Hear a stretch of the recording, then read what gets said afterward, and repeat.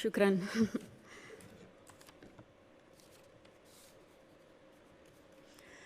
Good morning, Your Highness, Excellencies, friends and colleagues. I would like to thank you for the opportunity to be here today. It's also an honor to join forces with Educated Child, an organization led by a woman who is an amazing role model, a woman who has shown such relentless dedication to getting every child in school. This is such an exciting day for us because it marks the beginning of a new era in my home country, Colombia. Most of you may know me as an artist, as an entertainer, and that's indeed my calling and what I've been doing since I was 13 years old. But I never would have imagined when I started out that my work as an artist would end up being the vehicle for me to serve my greater purpose in life of working towards eradicating poverty through the power of education. As a Colombian citizen, inequality is a concept that sadly one becomes very familiar with at a very young age. It's a country like many others in Latin America where a few have a lot have almost nothing, and where if you're born poor, you will almost certainly die poor, and where people don't access equal opportunities. And because of that, generation after generation after generation live trapped in the same vicious cycle fed by prejudice and inaction. Growing up in my country when I was around 8 years old, I remember I saw kids my age who, instead of being in school, were already working in the streets, were barefoot in the park, kids like me, whose reality was completely different than mine, only because of the circumstances into which they were born. It was really hard for me to accept that something so unjust didn't have a solution. There had to be something that could be done. So I often asked myself why the adults around me were so resigned to the fact that these kids, who were just like me, or even their own children, were living in a parallel reality so different and so cruel. As Kofi Annan put it, poverty is intolerable in a world of plenty.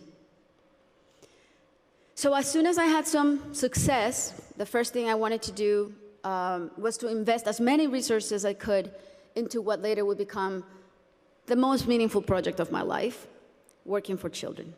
So I set out to find a team of people who dreamed big and worked hard and thought like me to help me right the wrongs that I had witnessed throughout my entire childhood.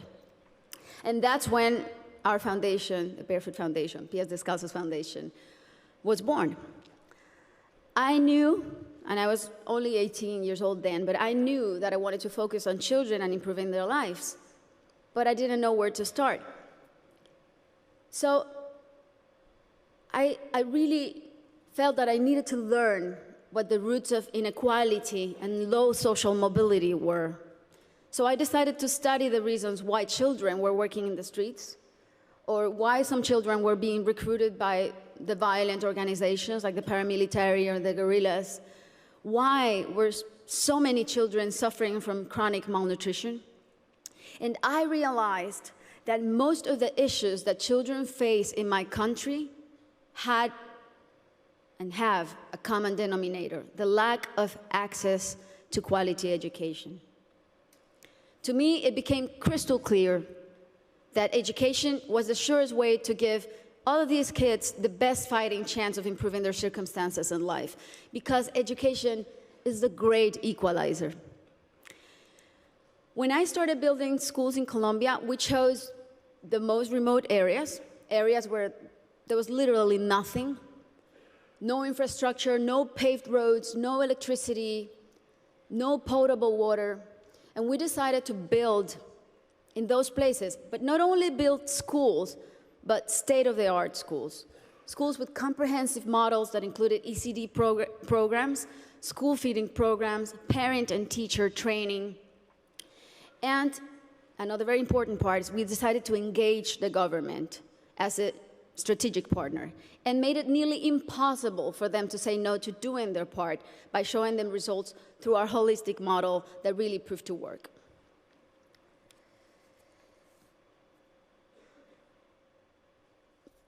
We noticed that as soon as a school is built in those places, everything is transformed. The improvements to the infrastructure were jaw-dropping. Electricity, potable water were made available, made accessible. Roads were paved.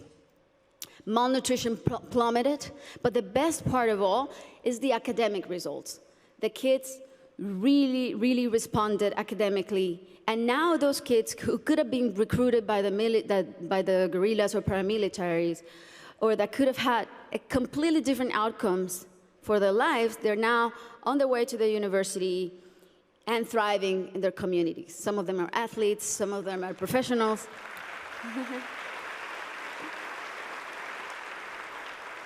That's why it really is a thrill to work for education. That's why I'm so passionate about it, because I've really seen results that are as palpable as this podium. And seeing all these success stories that have a name and a last name has been one of the most rewarding things I've done in my lifetime, even more so than winning Grammys, I think. Now,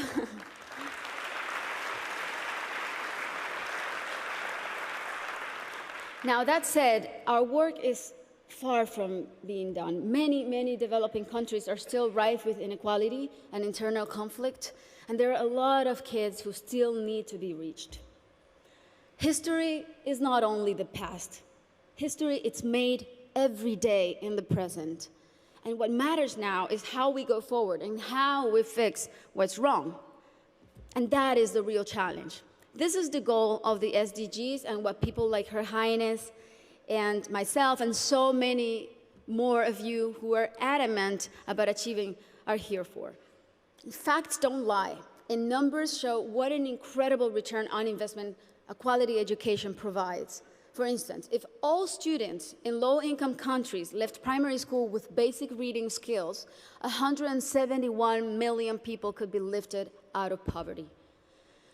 Systemic change often begins from the bottom up rather than the top down. The government must take responsibility, and we should all put as much pressure as we possibly can, but the rest of all, the civil society, should also do their part. What we have discovered, both at Pies Descalzos and Educated Child, is that many times only one single barrier to entry, such as no access to transportation or basic needs like a functioning bathroom, can prevent a kid from attending school or even put them at risk of dropping out.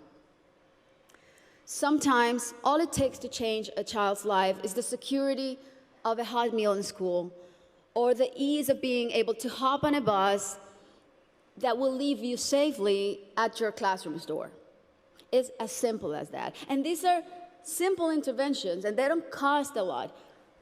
The biggest effort, really, is in mapping the communities, in going door to door, searching for the out-of-school children, talking to the parents, talking to their families. Giving a name and putting a story behind these children is the first step to start rewriting their story. Over the next 3 years, we pledged to get 54,000 kids who are out of school or at risk of dropout into the educational system. Ultimately, more than 295,000 people will benefit from this project, including children, teachers, families, and community members. New schools and classrooms will be built. School kits and uniforms will be distributed. Children will be enrolled in school, feeding and transportation programs. Teachers will be trained in strategies and in how to identify those students who are at risk so they can receive psychosocial support. And we are extremely confident that this partnership is only the beginning and will be the model to replicate throughout my country until not a single child is out of school. This is our responsibility. Thank you. This is our responsibility to our children and our debt to fulfill for the generations to come. Thank you very much.